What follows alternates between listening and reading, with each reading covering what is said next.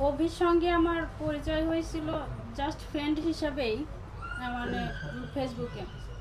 তো পরিচয় হয়েছিল অনেক দিন যাবতই, কিন্তু ও ইতির কথা বলতো না, বলতো যে হচ্ছে ওর নাকি ডান্স পার্টনারিতে।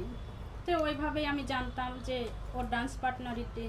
তো এর মধ্যে ওদের কি যেন নিয়ে সব ঝামেলা লাগে, রিয়ামণিকে নিয়ে, ও আলম ভাইকে নিয়ে, সবাইকে নিয়ে।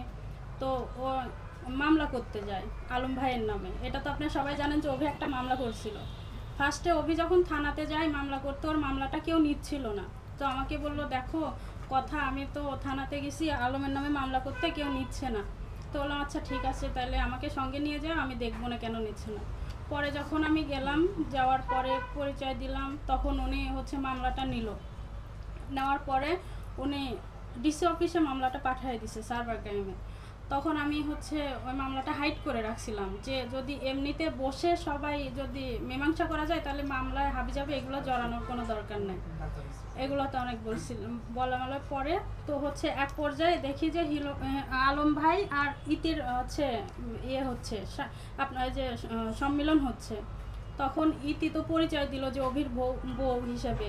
তখন হচ্ছে অভি আমাকে নিয়ে 300 ফিট একটা রেস্টুরেন্টে নিয়ে গিয়ে বলল যে আমি তোমাকে একটা কথা বলবো, এই কথা হচ্ছে তুমি আমাকে ক্ষমা করে দিবা, যেহেতু আমি এগুলো লুকাইছি। তখন আমি ভিডিওটা দেখছিলাম না।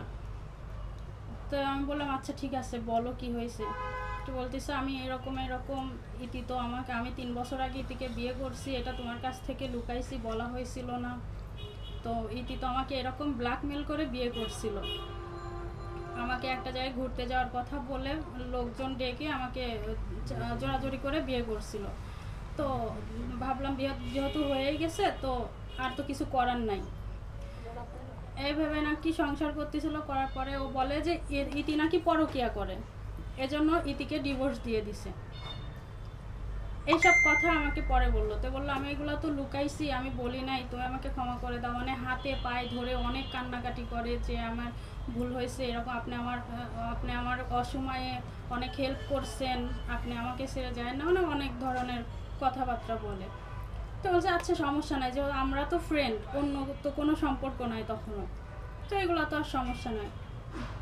পরে এক পর্যায়ে ওর তো সব ইনকাম বন্ধ, ওর পেজ থেকে ইউটিউব থেকে কোনো ইনকাম হচ্ছিল না। তো আমাকে টাকার কথা বলে যে আমার কিছু টাকা লাগবে, তুমি আমাকে দাও, পরে আমার যখন আর্নিং শুরু হবে তখন আমি দিয়ে দিব। তো ওকে আমি ফার্স্ট টাইম 40,000 টাকা দিই। তো ও কিছুদিন পরে আবার বলে যে আমি একটা মিউজিক ভিডিও বের করব, আমাকে টাকা দিতে হবে, তুমি 1.5 লাখ টাকার ব্যবস্থা করো, আর বাকি যা লাগে সেটা আমি দেবো। তো পরে আমি ওকে হচ্ছে 1.5 লাখ টাকা দিই মিউজিক ভিডিও বের করার।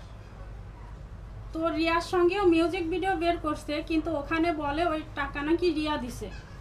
ও আমার টাকার কথা স্বীকার করে না। আমার টাকা দেওয়ার সময় ওর বোন জানে, ওর একটা মানে পাতা তো কেমন যেন বোন, ওই বোনের নাম রত্না, ওই আপুটা জানে, ওর মা জানে। ওর মা জানে যে ওর একটা ফ্রেন্ড ওকে অনেক হেল্প করছে টাকা পয়সা দিয়ে, থানাতে কেস কাসের এই বিষয়ে, মানে এভরিথিং সব। ওই শাকিল ভাইয়া জানে, ওর একটা ফ্রেন্ড শাকিল ভাই, ও জানে। শাকিল ভাইয়ার বাসাতেও আমরা বেড়াতে গেছি, দাওয়াত খাইতে গেছি, ও জানে যে আমি ওকে অনেক টাকা দিছি। তারপরে ও রিয়ামনির সঙ্গে কাজ করে, একটা ক্যামেরার লেন্স কিনবে, ওটার দাম নাকি 95,000 টাকা, সেই টাকাও আমার থেকে নেয়। এরকম অনেক টাকা আমার থেকে নেছে, সব আমার হচ্ছে ইয়ে করা আছে স্ট্যাম্পে। কিন্তু এখন অস্বীকার করে আমার থেকে নাকি কোনো টাকাই নেয় নাই। আর এর মাঝে হচ্ছে রিয়া আর অভির কথা বলি। ও বলে যে রিয়ার সঙ্গে নাকি অভির কোনো সম্পর্ক নাই। কিন্তু আমি একদিন যখন ওর সঙ্গে ঝামেলা লাগে, ওর বাসায় যাই, ও তো ফার্স্টে ইয়েতে থাকতো, খিলক্ষেত ভুইয়া বাড়ির ওখানে ভাড়া থাকতো, যে বাসায় রিয়ার সঙ্গে থাকতো, ইতির সঙ্গে থাকতো না, ইতি ওর সঙ্গে থাকতো।